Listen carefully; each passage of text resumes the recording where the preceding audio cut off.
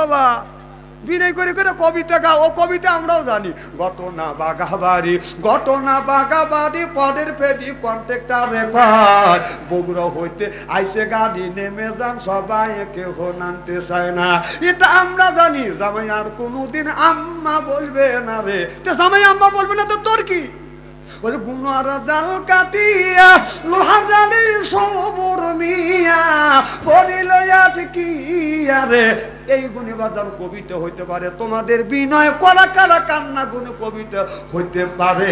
আল্লাহ নবী বললেন স্বামী যদি মারিয়া থাকে মা গোপন করে রাখো, কিয়ামতের ময়দানে তোমাদের কিছু কিছু গুনাহ আল্লাহ গোপন করে দিবে। চিল্লাকান আল্লাহু আকবার।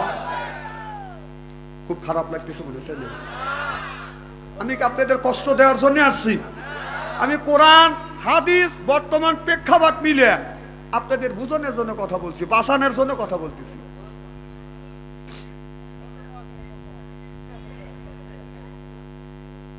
ফজর নামাজ পর্যন্ত, আচ্ছা যে কয় হা হা ফজর নামাজ পর্যন্ত, ও কি ফজরের নামাজ পড়ে?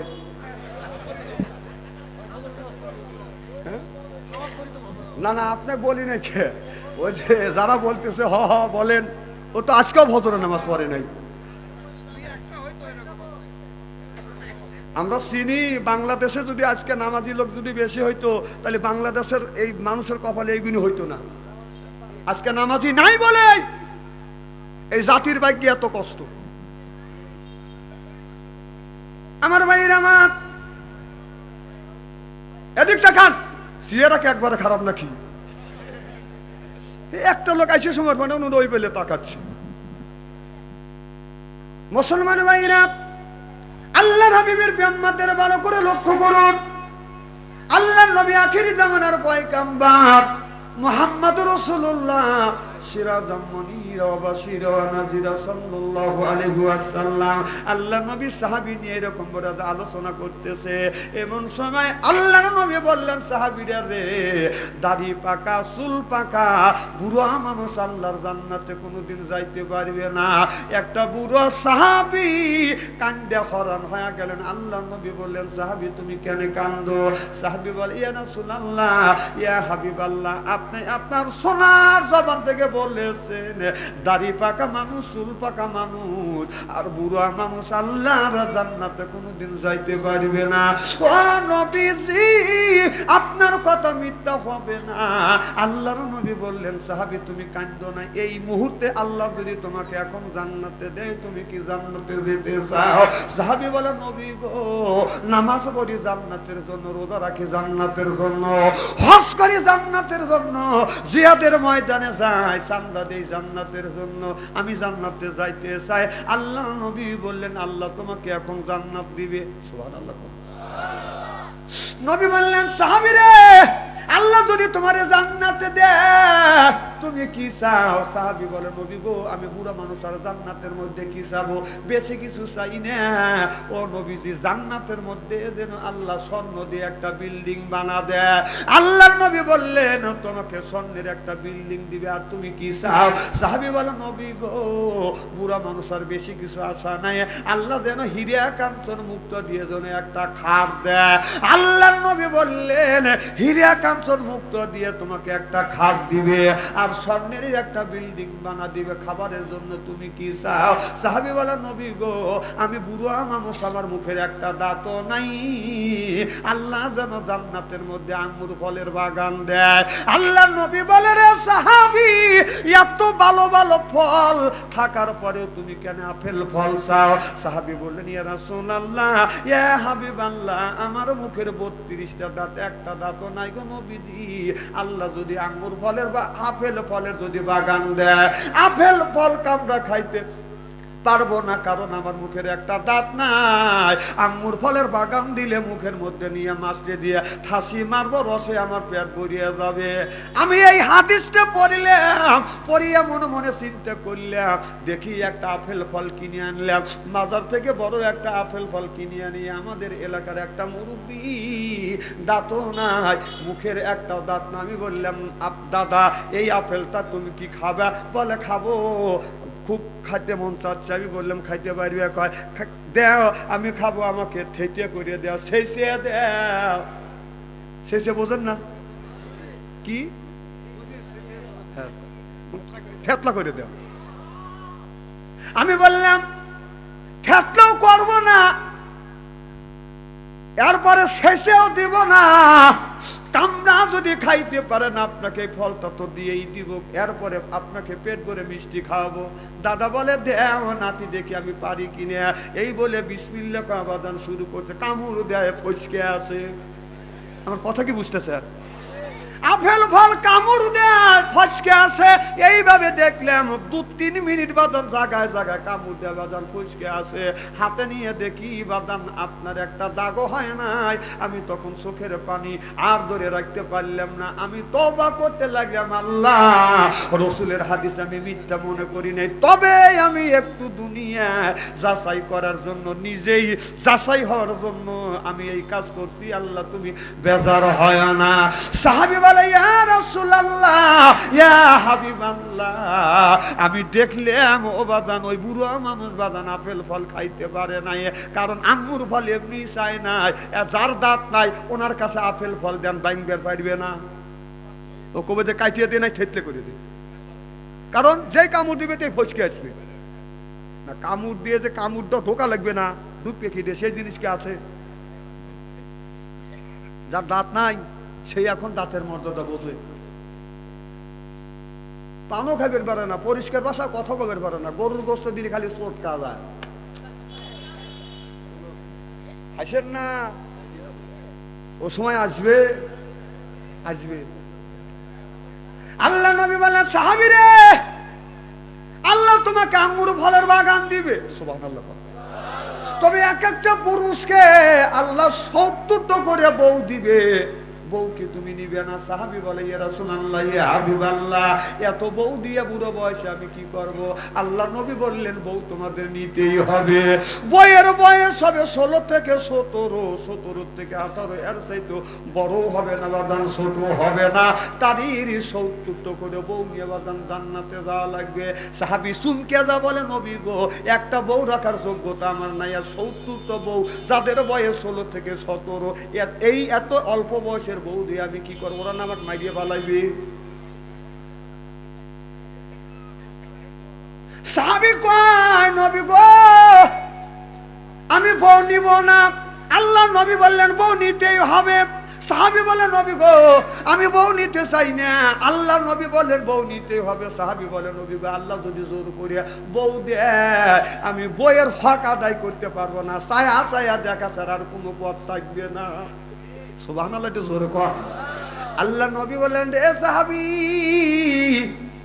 আল্লাহ তোমাকে এই শরীরটা, এই মানুষটাকে আপনার সাইডে গজ বাজার লম্বা করবে, আর সিনেটা আপনার 7 হাত প্রশস্ত করবে, আর 70টা বিবি না, 70টা বউ রাখার যোগ্যতা আল্লাহ ওই পুরুষকে দিয়ে দিবে। চিল্লাকান আল্লাহু আকবার। আজকে দেখেন না আমাদের দেশের যুবকদের ইমান নষ্ট হয়ে গেছে বাদান মোবাইলের ভিতরে। কথা কন না কে? প্রীতির জ্বালা, মোবাইলের মেলা, এখন আর চিঠি লেখা লাগে না। ও ছেলে সারা রাত জাগিয়া ফোনে কথা বলিয়া, লেখা পড়াইয়া ছেলের ভালো লাগে না। মোবাইল ফোন আসিল কি দোলা লাগিল, ফজরের ঘুম তো পোলার ভাঙলো না। পেটে বাদ যাই থাক, পরনে না থাক, মোবাইল সারা ছেলের চলে না। হায় হায়, মোবাইল সারা মিয়ার চলে না। মোবাইল ফোন আসিল কি দোলা লাগিল, ফজরের ঘুম তো পোলার ভাঙলো না। চিল্লা বলুন ঠিক কিনে? এই যে বাবা নামাজ পড়ে, ছেলে নামাজ পড়ে না, বাপ ছেলের বয়স 20 বছর, 20 বছরের মধ্যে একদিনও ফজরের নামাজ পড়ে না। ওই ছেলে কি করে, বাবা কিনে দিছে বাজান স্ক্রিন টাচ ফোন, এই টাচ মোবাইল নিয়ে রাত 9টার সময় ঘরের মধ্যে ঢুকছে, রুমের মধ্যে ঢুকিয়ে রাত 9টা থেকে শুরু করিয়া 3:30 পর্যন্ত ফেসবুকের মধ্যে লিপ্ত আছে। আর বাবা ফজরে যখন মসজিদে আযান দেয়, বাবা আস্তে করে বাজান ওঠে, কাশিও দেয় না, ছেলের ঘুমের ডিস্টার্ব হবে। আমার কথা কি বুঝতেছেন? বাবার উচিত ছিল ঘুম থেকে উঠে ছেলেকে ডাকা, বেটা ওঠ, আজান দিছে চল দুই বাপ বেটা মসজিদে জামাতের সাথে নামাজ আদায় করি। বাবার উচিত ছিল, বাবা চিন্তা করে ছেলে 9টার সময় ফেসবুকের মধ্যে ঢুকছে, রাত 3:30 পর্যন্ত মোবাইলের মধ্যে ফেসবুকের মধ্যে লিপ্ত ছিল, ছেলের ঘুম কাজা করবো না। বাবা আস্তে করে উঠে কাশিও দেয় না, ওযু দিয়ে এই যে সভাপতি সাহেবের বাড়ির কাছে যাইয়া মুক্ত গুঁড়ো দিয়ে কয় আসসালাতু খায়রুম মিনান নাওম। যেই লোকটা নিজের বাড়ি আসসালাতু খায়রুম মিনান নাওম না কয়া সভাপতির বাড়ির মুখ দিয়ে আসসালাতু খায়রুম মিনান নাওম বলে, ইউক্যালিপটাসের ডাল কাটবেন 3.5 হাত। কয় হাত? চাই যে আপনার বাড়ির পাশে এসে যখন আসসালাতু খায়রুম মিনান নাওম বলবে, ও ইউক্যালিপটাসের ডাল দিয়ে বাইরে টেঙ্গি ভেঙে ফেলাবে। কারণ তোর নও বলা লাগবে, তোর ছেলে রাত 9টার সময় ফেসবুকের মধ্যে ঢুকে রাত 3টে পর্যন্ত ফেসবুকের মধ্যে লিপ্ত আছে, ওই জায়গায় নও বাদ দিয়ে তুই আমার বাড়ির বাসায় এসে নোয়া করে দিও, ওকে ইউক্যালিপটাসের ডাল দিয়ে বাইরে টেঙ্গি ল্যাংড়া করবে।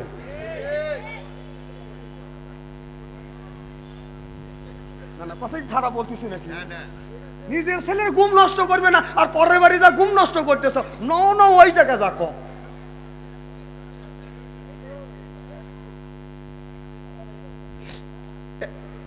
এখনই যাবেন? এখনই যাবেন? না না ভাই বলতেছে চলে যাবে গা। এখন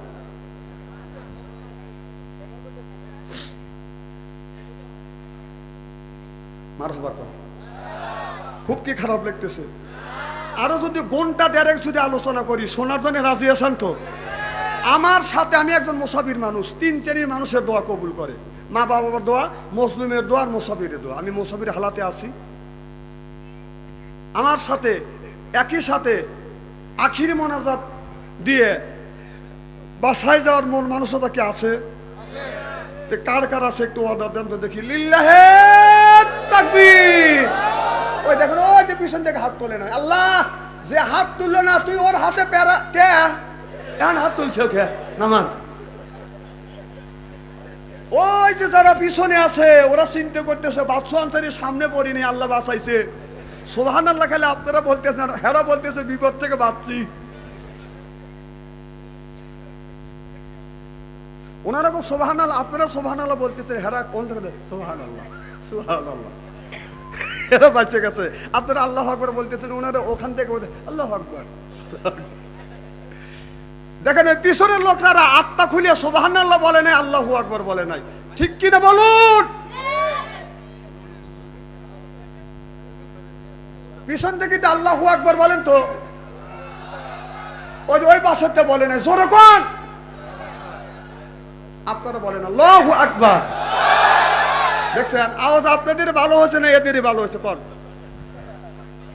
শোনেন, আল্লাহর নামের সাথেও আমরা আল্লাহর সাথেও সিটিয়ারি করি, মুনাফিকি করি। এই যে ঈশার নামাজ পড়ছি না আমরা, কম করে হলে 9 রাকাত নামাজ পড়ছি। কয় রাকাত? 9 রাকাত নামাজের মধ্যে 9 বার বলছি ইহদিনাস সিরাতাল মুস্তাকিম, আল্লাহ সঠিক সরল পথ দেখাও। সিরাতাল লাযিনা আনআমতা আলাইহিম, আল্লাহ ওই পথে আমাদের, ওই দলে আমাদের পরিচালিত করো। সলিহিন, সুহাদা আর সিদ্দিকিন, ওই দলে আমাদের দলভুক্ত করো। গায়রিল মাগদুবি আলাইহিম ওয়ালাদ দাল্লিন, আল্লাহ ওই পথে আমাদের নিও না যারা অভিশাপ প্রাপ্ত লোক। দিনের মধ্যে আপনার ঈশার নামাজের সময় 9 বার বলছি, মাগরিবের সময় 5 বার বলছি, ঈশার নামাজে 7 বার বলছি, যোহর নামাজের মধ্যে 9 বার বলছি, ফজরের সময় 4 বার বলছি। কিন্তু বলি যে আল্লাহ তুমি ওই দলে দলভুক্ত করো, সিরাতাল মুস্তাকিম, যে নিয়ামতপ্রাপ্ত দলের মধ্যে তুমি দলভুক্ত করো, কিন্তু আয়সা নিয়ামতপ্রাপ্ত দল যে দলে চলছে, যেই পথে চলছে, ওই দলে না যায় আমরা অন্যায় করতেছি, আর এক পথে চলতেছি। কি মুনাফিকি করতেছি আল্লাহর সাথে, কথা কর না কেন? মুনাফিকি বাদ দেন, আল্লাহর সাথে মুনাফিকি হচ্ছে। এখানে বলতেছি সিরাতাল মুস্তাকিম, সিরাতাল লাযিনা, আল্লাহ সঠিক সরল পথ দেখাও, সিরাতাল লাযিনা, ওই পথে আমাদের নিও না, ওই পথে ওই দলে আমাদের দলভুক্ত করো। সলিহিন, সুহাদা আর সিদ্দিকিন যেই দলভুক্ত ছিল ওই দলে দলভুক্ত করো। দল কয়টা? কথা কয় না, আরে ভাই দল কয়টা? আরব জোরে। একটা হলো ইবাদতে রহমানি, আর একটা হলো ইবাদতে শয়তানি। একটা হলো হিজবুল্লাহ, একটা হলো হিজবুল শয়তান। আর আমরা ওই দলে দলভুক্ত হব কেমনে? আমরা শরিয়া আইনই তো বিশ্বাস করি না। যে শরিয়া আইন বিশ্বাস করে না সে মুসলমান থাকতে পারে না, পারে না, পারে না। কথা বল না কে?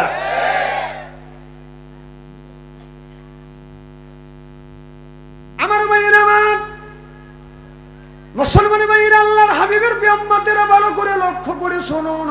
আল্লাহর নবী বললেন ইয়ার ফলের বিদ্যা উঠে যাবে, ইয়াকসুরুল জাহিল, জাহিলিয়াত বর্ষিত হবে। সেই অবস্থা আজ সোনার বাংলার জমিনে হয়ে যাচ্ছে। চিল্লা কোন ঠিক কিনা?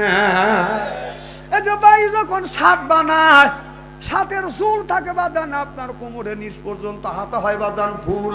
আর বাবির যখন ব্লাউজ বানায় হাতা হলো হাফ, আর চুল থাকে বাদান নাবির উপরে। কথা কয় না পাবলিক রে? আমার কথা কি বুঝতেছেন না? ভাই যখন ছাদ বানায়, ছাদের হাতা হলো ফুল, বাবির যখন ব্লাউজ বানায় হাতা হলো বাদান হাফ। আর ভাই যখন ছাদ বানায় জুল থাকে বাদান কোমরের নিচ পর্যন্ত। আর বাবি যখন ব্লাউজ বানায় ব্লাউজের জুল থাকে বাদান নাবির উপরে। আমি চিন্তা করলাম ভাই পেটটা আপনার জামা দিয়ে, ছাদ দিয়ে জামা দিয়ে পেটটা ঢাকে কেন, আর বাবিটা উঠলো রাখে কেন? আমি রিসার্চ গবেষণা করে দেখলাম ভাই ডাইকে রাখে এই জন্য, ভাইয়ের পেটের মধ্যে আছে পায়খানা আর পেশাব, নারী আর বুড়ি। আর বাবিটা উদলো রাখে, বাবির পেটের মধ্যে হবে হাফেজ কারি মাওলানা মুফতি, ওইটা রাখে বাদান আগলা। যুবকরা দেখে হয়ে যায় বাদান পাগলা, সামনেই পর্যন্ত বাদান রাখে বাদান ফাঁকা। যুবকদের কয় আস্তে আস্তে তাকা, হলো খালি। আমি হিসাব করে দেখলাম ওই মেয়েটাও আর দিলেন শয়তানের শালি। চিল্লা কম ঠিক কিনে? সামনে রাখে বাদান ফাঁকা, আস্তে আস্তে তাকা, চশমা চুলয় চুলে, কথা বলে বলে বলে চোখে চোখ রেখে যা, ওইটা যে কুত্তর ছাও। নিয়ম কি মানুষের? অথচ বাবির পেটের মধ্যে থেকে হাফেজ কারি মাওলানা মুফতি হবে, ওইটা রাখা লাগবে ঢাকা, কিন্তু ওইটা না ঢাকে ওই গুণে রাখে উদল। কথা কয় না বাবু, স্ত্রী করে থুয়ে দেবো আজকে।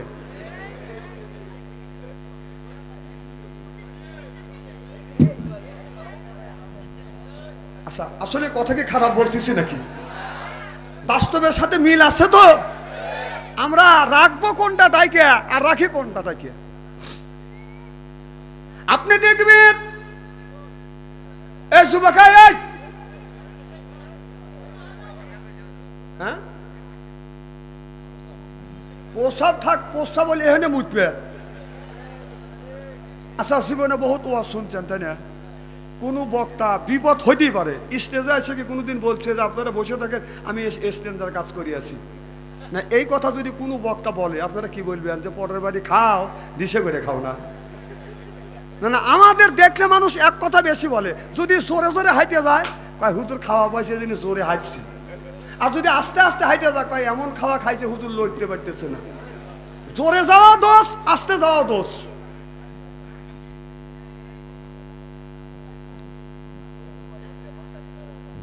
কি জন্য বলতেছিলেন?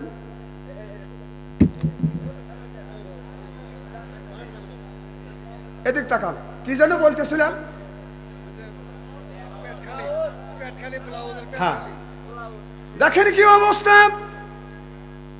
বাজারে যদি মিষ্টি কিনতে যান, মিষ্টির দোকানে যা দেখবেন আপনার রসগোল্লা, চমচম, রাবক সাই, রাজভোগ, কাটারি ভোগ, সব ভোগ। ওই যে মুখ চুরকাচ্ছি, আরে মিষ্টির কথা বলতেছি, বাজারে যদি মিষ্টি কিনতে যান, যা দেখবেন রাজভোগ, কাটারি ভোগ, চমচম,